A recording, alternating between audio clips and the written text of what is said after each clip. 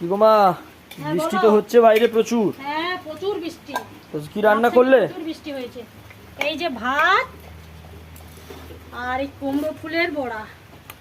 আচ্ছা কুমড়ো ফুলের বড়া আর এই বাবা মানে বসিয়েছিল, জাল পেতেছিল, ছোট আচ্ছা ছোট মাছ পড়েছে, ছোট ছোট পুঁটি মাছ, ওটা একটা চচ্চড়ি করেছি।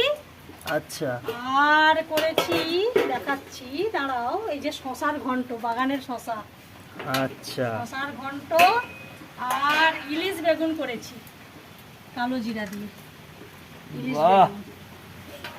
আর বন্ধুরা তো চিংড়ি মাছ দিয়ে চালতার টক খায়, আমি চুনো মাছ দিয়ে চালতার টক করেছি, ঢ্যাঁড়স দিয়ে, ঘরের গাছের ঢ্যাঁড়স দিয়ে। সেই ব্যাপার তো, খিদে পেয়ে গেল, তাহলে দাও তাড়াতাড়ি খেতে দাও, ভাতটা বাড়ো।